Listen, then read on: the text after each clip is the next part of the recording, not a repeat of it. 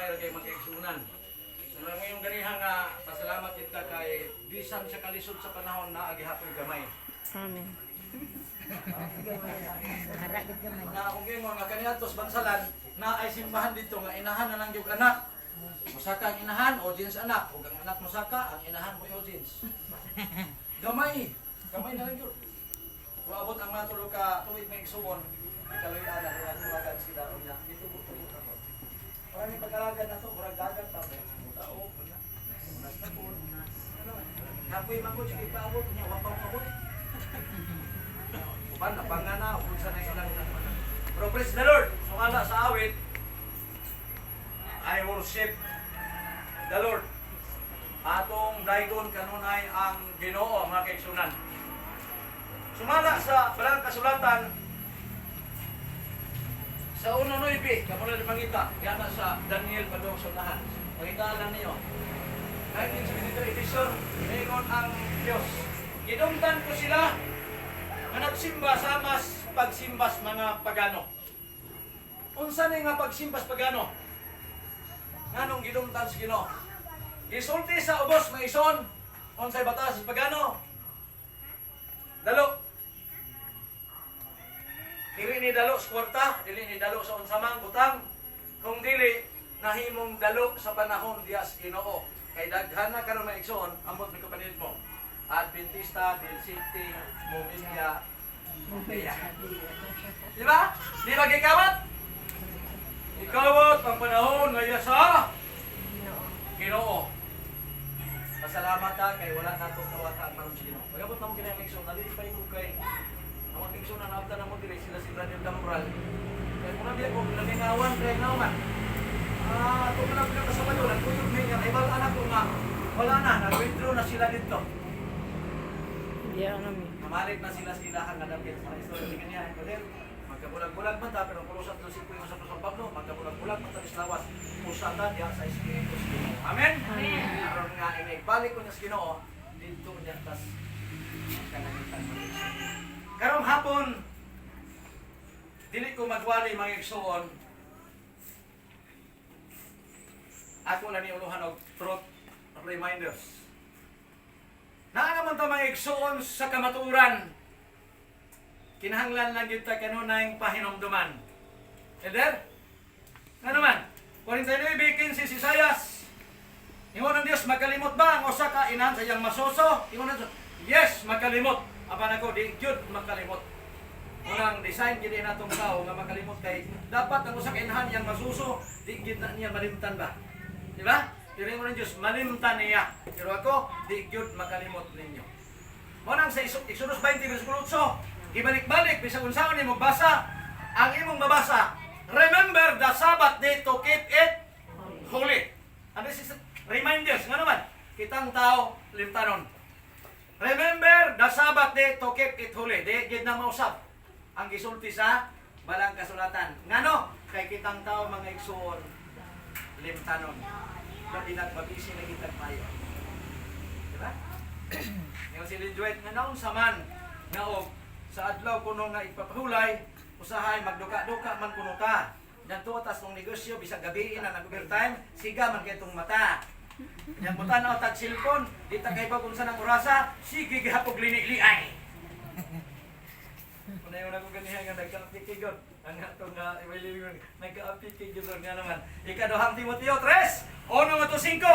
Anong pahinumduman ta? Ingos Pablo, sabta kini sa laing mga adlaw, moabot ang panang malisod. Kaya mga tao, may gugmaon silang kagalingon. Unsay unang batasan, mga henapi. Daghang mga nga backslide tungod sa plata. Tungod sa panginabuhi. Amen? Yes. Na naman, kay naikiupir nga trabaho, nga bisag Sabado, dako mapugsweldo. Sige na lang.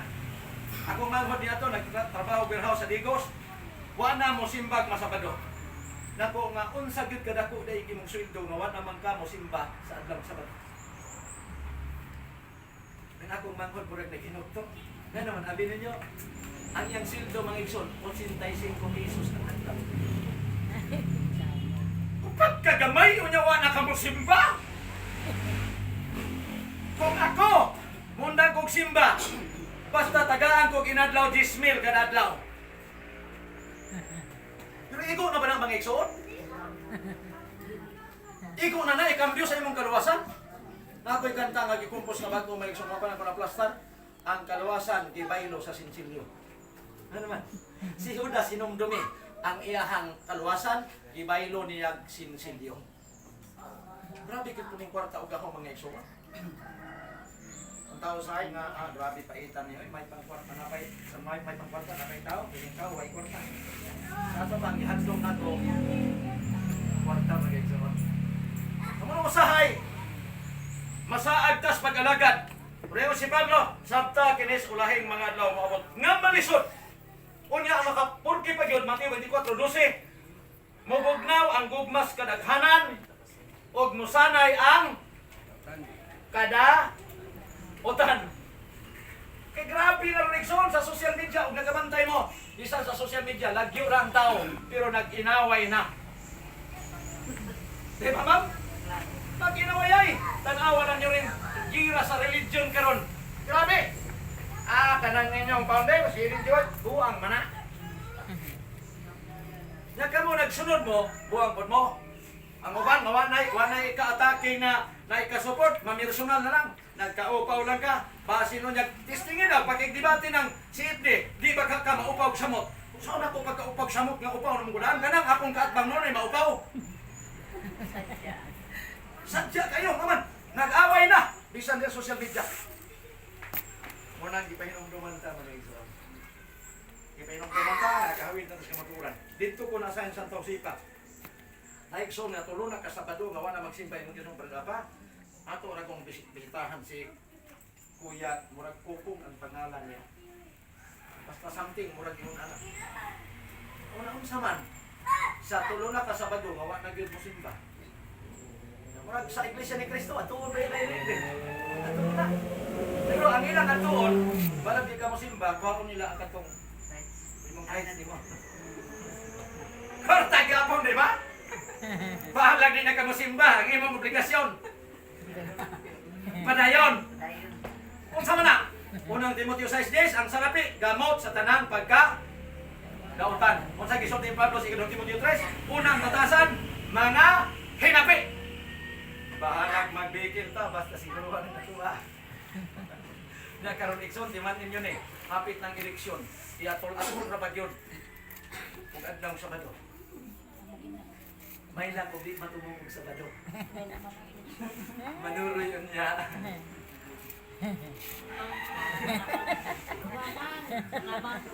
May mag-anak na ba? Yung pang-tiban, nagpikuliat. Tingos tiban. Yung kuliat. Sanoy, sa unsay kalainan, sa politiko o sa kawatan, sa naray kalainan. Pagkakaibaw, kung sa may kalainan, may isuon. Kamang. Ay, kamang. Di ba si kuliat, unsa man inon? Minsan niya ang kalainan. Ang politiko, mudagan, mangawat. Ang kawatan, mangawat, mudagan. Ano yung kalainan? Unsay kalainan sa langaw o sa kabaw kung mamatay? Ang kabaw, langawon. Ang langaw, kabawon. Asay bugat, 1 ka kilong bakal, 1 ka kilong gapas. Parihura. Ang unan yung tubag, parihura. Paabtik yun ninyo. Right yun mo. Isang asa mong dapit, ako uning ipablansis tao, ang tubag, parihara. 1 ka kilong gapas, 1 ka kilong bakal, parihara. Naman kay duha ka tiil. Hagbungin ang imong 1 ka tiil o gapas, 1 ka kilo. Hagbungin ang imong 1 ka tiil, 1 ka kilong bakal. Asay bugat? Bakal.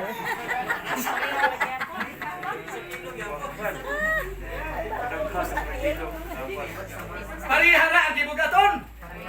Pero tanawan yung resulta. Di gani mabungkag ng imong tiil na naibos bakal 1 ka kilo. Ripon pagkas bakal. Doon ay mga tao, mauraman brad, huwag mo ulagad, mamatay, huwag di na mo ulagad, mamatay, mauraman pataya. Ito yung brother, kantahan, tumot sa gugma sa Diyos, may anhel siya sa pagkat. Grabe ito ang kinantahan yun. Grabe yung hagua. Kanya pagkatunos na, kung sa man brad, mabalik na ka, siya ako sa kong gagalingon. Awa ko'y problema, padayon mo mo, kaya kung padayon po ko. Sige, kasi. Muna nagkumpos na pagkugawit, 3 Jeremias. Ang Diyos naghilak nimo. Ano man? Ang Diyos naguol ng iyang katawan, nabihag sa kaaway. Ano man? Isa kakalag, dako kay bili sa Ginoo. Isaias 3:12, buhaton ko ang taon labing mahal kay sa lapik sa lunsay bulawang sa over. Siya mahal kayo mo tanan. Muna yun ang Marcos 8:36. Unsa may kapulanan sa usang taong maangkon yung tibok kalibutan, mawala yung kalag. Questionable, nga naman, kaya ikaw na ako, mas mahal pas kalibutan. Munang dapat dilita magpakawat paglaw kung naglisod mo tas pagpangalagad mo padayon ta mga aksyon. Muna si Pedro before namatay niya ang iyang gisulti. Ikaduhang Pedro 1 versikulo 12. Busa sa kanunay ako andam sa pagpahinomdom kaninyo niini mga butanga bisan pa nga nasayod na kamo niini o nalig-on na kamo sa kamaturan nga inyong kinabatunan. Di mo na ko ni Pastor, naghandom ko nga mo bisita sa Dado. Sa di kayo problema ang Dado, Brad Rex naman, kay likon sila. Muna ko, maura mo ni problema ng likon, kay mo ni kasagarang atakin. Ego si Lindsay White, kasagarang atakihon sa yawa ang mga leader sa iglesia o nilampo si Satanas. Ingon pa si Lindsay White, the great antipathy of Satan to the Bible. Mo nang mga obsutronexon, di na ganahan Biblia, kaya man, Lindsay White na. Nakaroon si Lindsay White kaya prinsipyo, bantayan, selected messages book to page 85. Ingon pa si Lindsay White, I am happy and harmony with you in your work when you present the Bible and the Bible alone as the foundation of our faith. Si Lindsay White nagsulti. Nya karon kining mga nanggawas o ni pastor di magnaon pa nagabantay mo tong nagkalit siya. Sinuwe nagbuhat og arka. Dako nya na ko yung gawas kay nagbuhat og baruto. Pero di ni kagwanta padugay. Mamahalin daw niya ako nili. Ano man? Magkuyog ganitong puro sinawayon. Katong puro simantayon. Magkuyog mo, ing nakog magpadayon mo dugay kay nanghama sila kay ang gibantayan kanunay.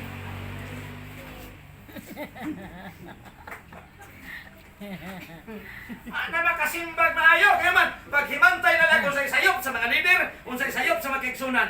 Ingon si Lindsay White, 298 sa dakong paglaom nga libro. Ingon siya. Si Satanas adunay gihimong pundo nga nagbaton sa kamatuoran.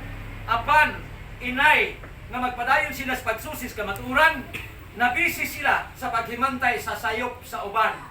Ingon si Lindsay White, kana sila maoy tuong kamot ni Satanas. Kasi sister, ligo kag Sabado, di ka maluwas. Kabrade, lungag kag Sabado, di ka maluwas. Grabe no, ang abutang sa baba, di maluwas. Well, ang Diyos 3 sa Lucas, ang kaluwasan, alang sa tanang katawhan. Kunya magwali nag, di maluwas, kay maglungag kag Sabado. Doktrina ba na sa Adventist? Dito kong Cebu, perti kabigan, lantugi mi dito. Ano man, kay di na gyud maglungag sa adlong Sabado, kay ang damo sa Adventist. Kaya kung mabasa